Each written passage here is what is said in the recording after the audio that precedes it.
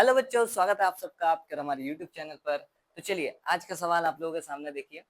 If a b c and d are in GP, ठीक है।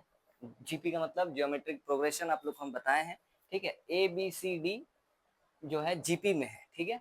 तो शो दैट अपने को दिखाना है, ये क्या दर्शाना है कि A square plus B square plus C square, है ना, का multiplication B square plus C square plus D square जो होगा वो बराबर होगा A B plus B C plus C D के होल स्क्वायर के, ठीक है।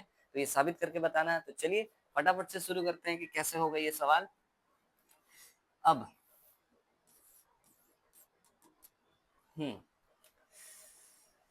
चलिए, सबसे पहले तो अपने को क्या पता है, अपने को पता है a b c and d are in GP, है ना। ए बी सी डी किसमें है, जीपी में। चलिए ठीक है, मान लेते हैं let r be the common ratio, ठीक है। आर जो है वो कॉमन रेशियो है, ये मान लेते हैं। चलिए, है ना, एक जीपी है तो इसका मतलब उसमें आर तो होगा ही, है ना, उसका कॉमन रेशियो तो होगा ही। तो मान लेते हैं वो क्या है, वो आर है, ठीक है, वो आर है।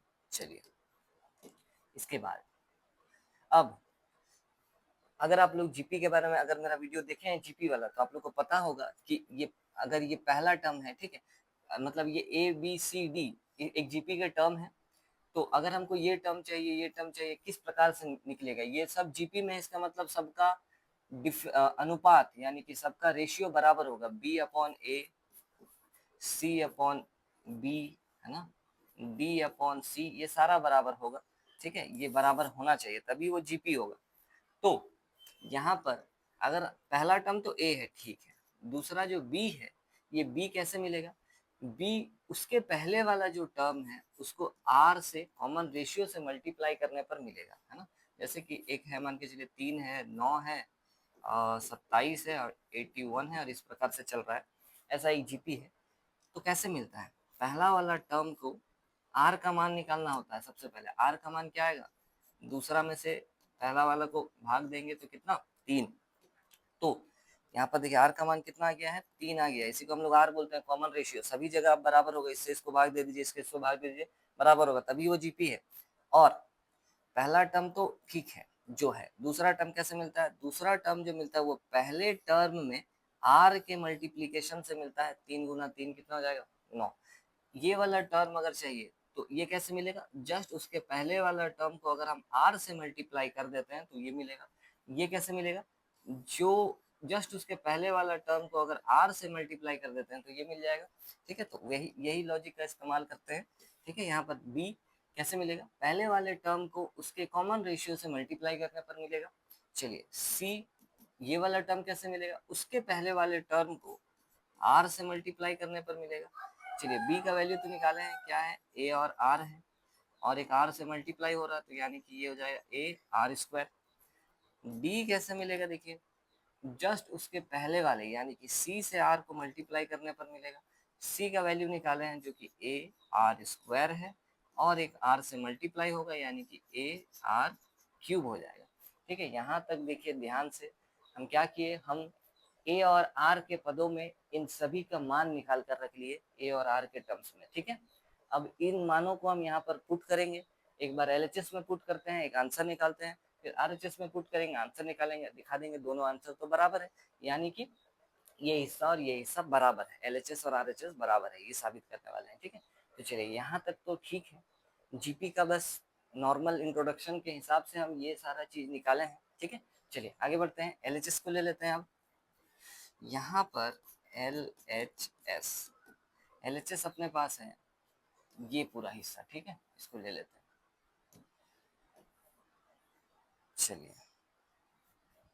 ये आ गया अपने पास एल एच एस। रखते हैं मान ए का स्क्वायर, ए का मतलब तो फर्स्ट टर्म है वो ए ही है, ठीक है, तो ये ए तो ए ही है।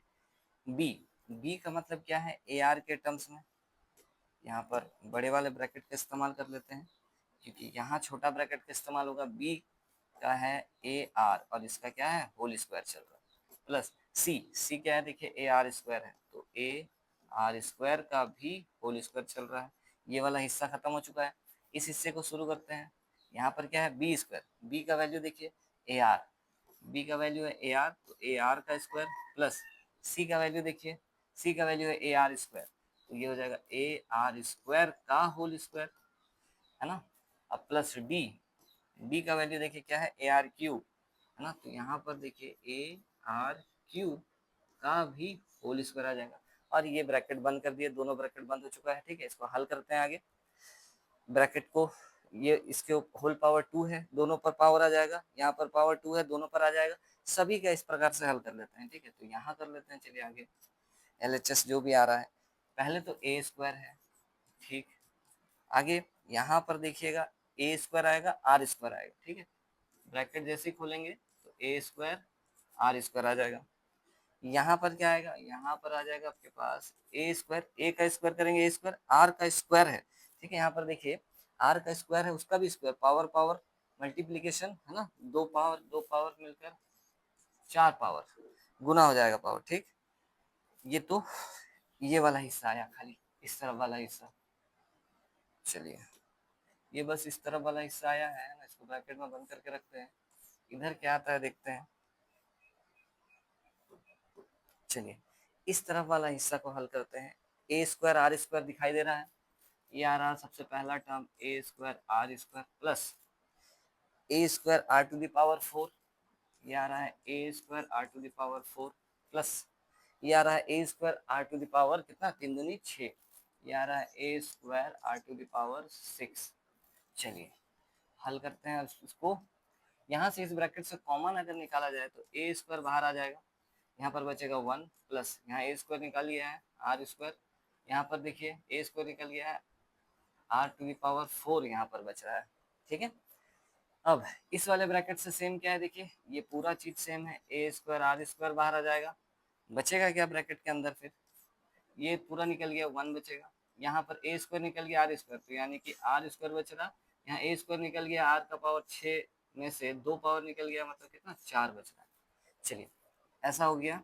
अब ये ब्रैकेट और ये ब्रैकेट देखिए पूरी तरीके से सेम हो चुका है। सेम चीज अगर मल्टीप्लाई होता है, ये क्योंकि इसके साथ मल्टीप्लाई में है, तो सेम चीज अगर मल्टीप्लाई होता है तो क्या होता है, जैसे 2 गुना 2 है या 5 गुना 5 है, तो सेम चीज मल्टीप्लाई होता है तो क्या हो जाता है, होल स्क्वायर हो जाता है, मतलब उसका स्क्वायर हो जाता है।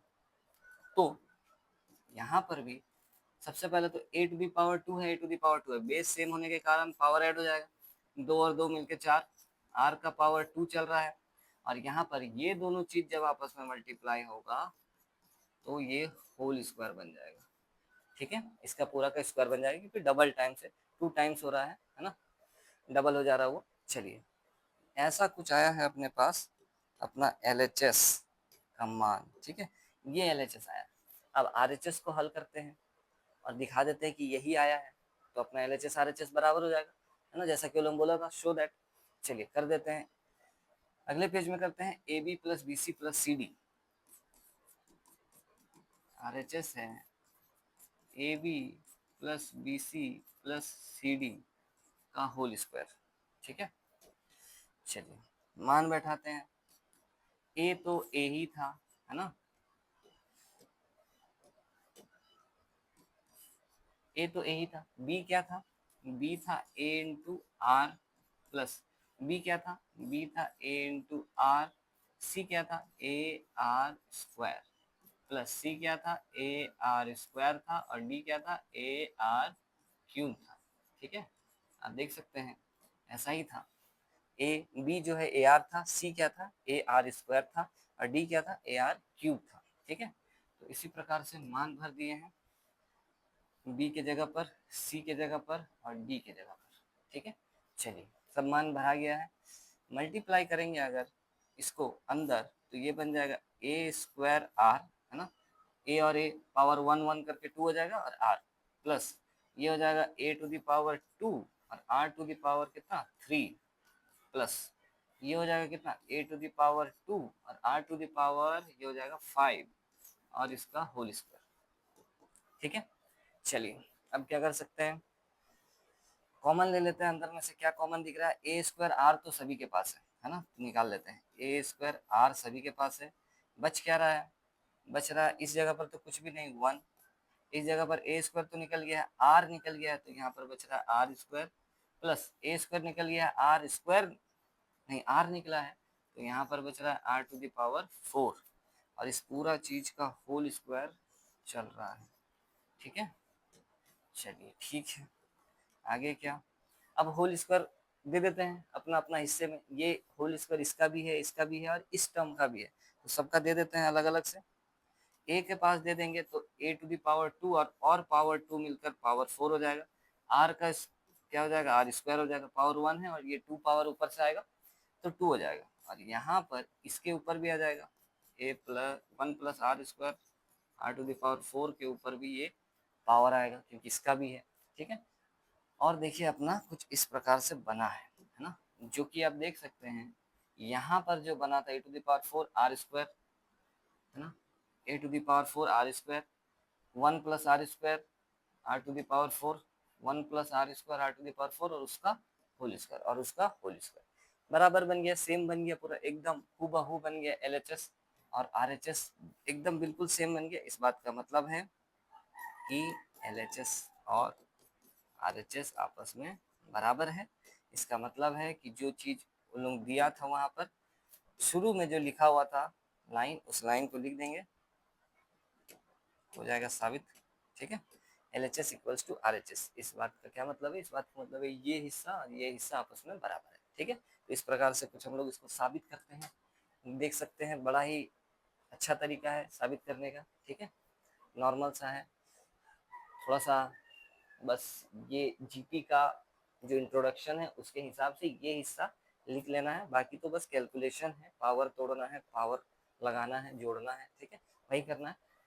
देख सकते हैं कैसा लगा आप लोग को आज का वीडियो, कैसा लगा आज का सवाल। चैनल पर अगर नए हैं तो सब्सक्राइब और लाइक का बटन जरूर से दबा दीजिएगा। मिलते हैं इसी तरीके के धमाकेदार वीडियो में, तब तक के लिए जय जगन्नाथ।